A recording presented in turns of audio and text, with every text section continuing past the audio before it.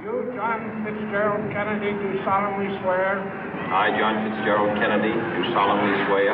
That you will faithfully execute the office of President of the United States. That I will faithfully execute the office of President of the United States. And will, to the best of your ability. And will, to the best of my ability. Preserve, protect, and defend the Constitution of the United States. Preserve, protect, and defend the Constitution of the United States. So help you God. So help me God.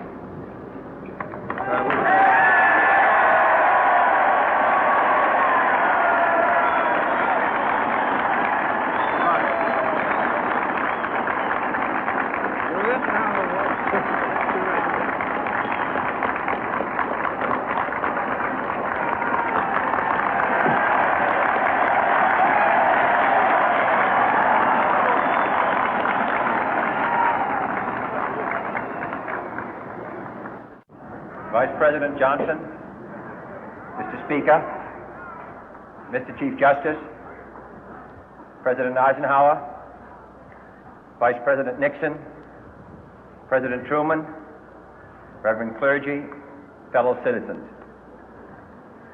We observe today not a victory of party, but a celebration of freedom, symbolizing an end as well as a beginning, signifying renewal as well as change.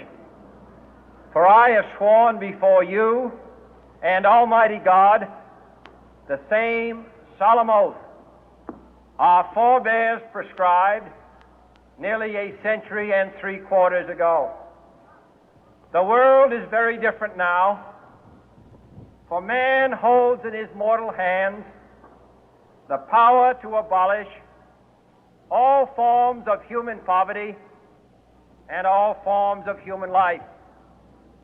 And yet the same revolutionary beliefs for which our forebears fought are still at issue around the globe. The belief that the rights of man come not from the generosity of the state, but from the hand of God. We dare not forget today that we are the heirs of that first revolution. Let the word go forth from this time and place to friend and foe alike that the torch has been passed to a new generation of Americans born in this century, tempered by war, disciplined by a hard and bitter peace, proud of our ancient heritage, and unwilling to witness or permit the slow undoing of those human rights to which this nation has always been committed and to which we are committed today at home and around the world.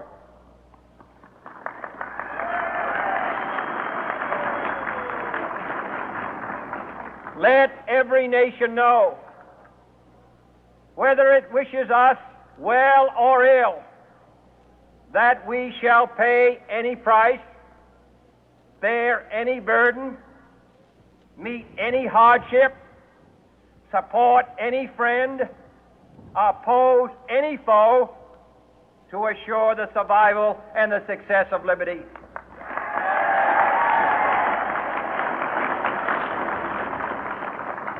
This much we pledge and more. To those old allies whose cultural and spiritual origins we share, we pledge the loyalty of faithful friends. United, there is little we cannot do in a host of cooperative ventures. Divided, there is little we can do, for we dare not meet a powerful challenge at odds and split asunder. To those new states whom we welcome to the ranks of the free, we pledge our word that one form of colonial control shall not have passed away, merely to be replaced by a far more iron tyranny. We shall not always expect to find them supporting our view, but we shall always hope to find them strongly supporting their own freedom, and to remember that in the past, those who foolishly sought power by riding the back of the tiger ended up inside.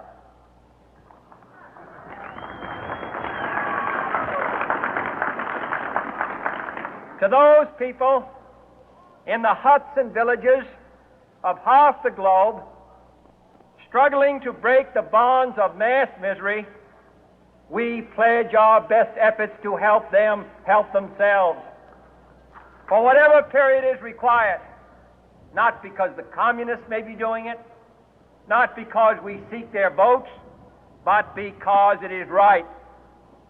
If a free society cannot help the many who are poor, it cannot save the few who are rich.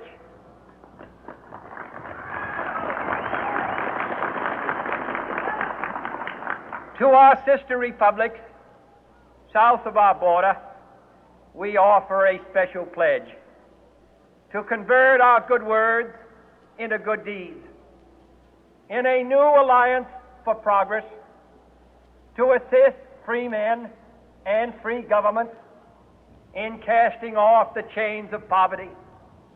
But this peaceful revolution of hope cannot become the prey of hostile powers. Let all our neighbors know that we shall join with them to oppose aggression or subversion anywhere in the Americas. And let every other power know that this hemisphere intends to remain the master of its own house.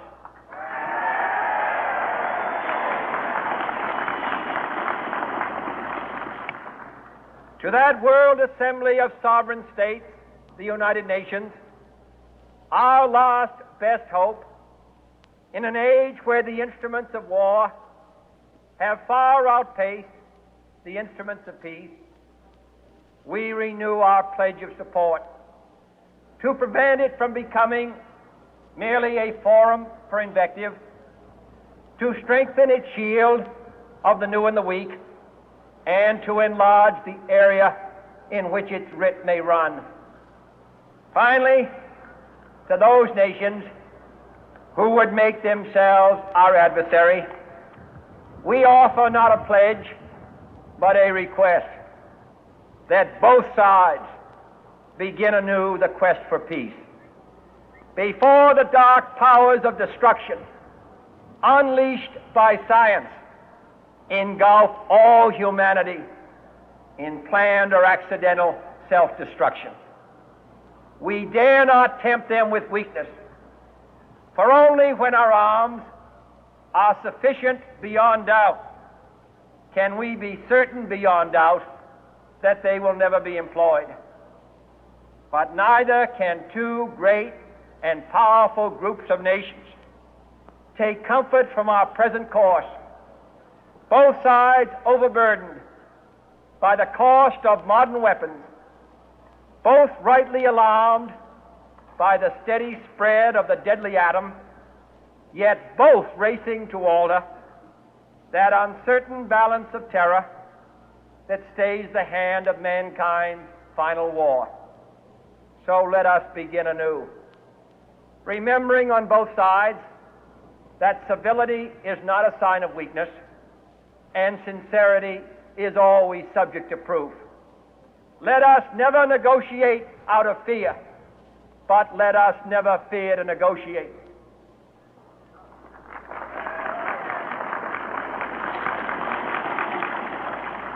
Let both sides explore what problems unite us, instead of belaboring those problems which divide us.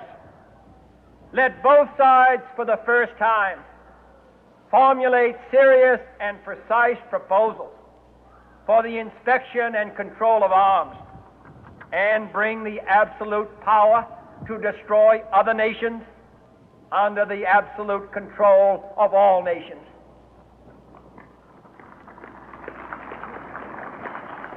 Let both sides seek to invoke the wonders of science instead of its terrors. Together, let us explore the stars, conquer the deserts, eradicate disease, tap the ocean depth, and encourage the arts and commerce. Let both sides unite to heed in all corners of the earth the command of Isaiah to undo the heavy burden and let the oppressed go free. And if a beachhead of cooperation may push back the jungle of suspicion, let both sides join in creating a new endeavor, not a new balance of power, but a new world of law, where the strong are just and the weak secure and the peace preserved. All this will not be finished in the first 100 days, nor will it be finished in the first 1,000 days, nor in the life of this administration, nor even perhaps in our lifetime on this planet. But let us begin.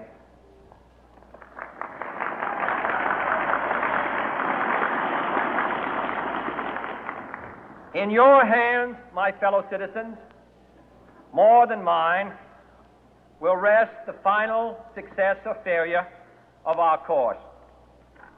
Since this country was founded, each generation of Americans has been summoned to give testimony to its national loyalty. The graves of young Americans who answered the call to service surround the globe.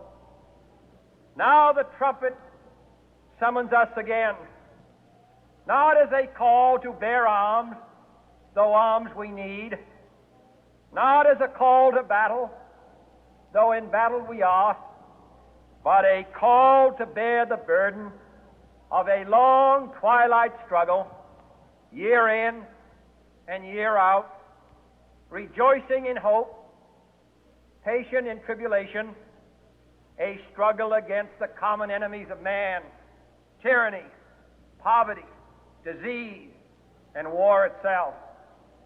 Can we forge against these enemies a grand and global alliance, north and south, east and west, that can assure a more fruitful life for all mankind? Will you join in that historic effort?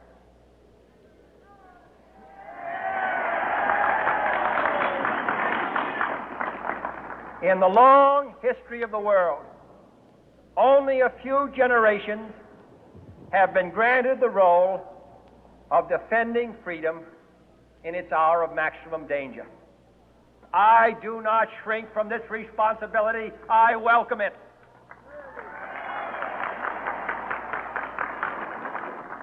I do not believe that any of us would exchange places with any other people or any other generation.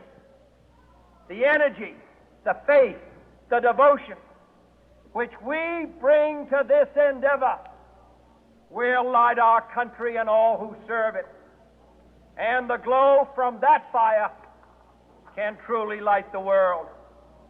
And so, my fellow Americans, ask not what your country can do for you, ask what you can do for your country.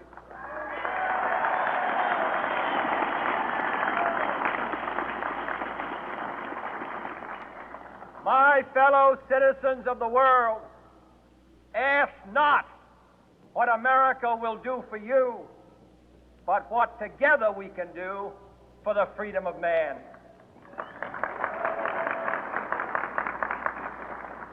Finally, whether you are citizens of America or citizens of the world, ask of us here the same high standards of strength and sacrifice which we ask of you.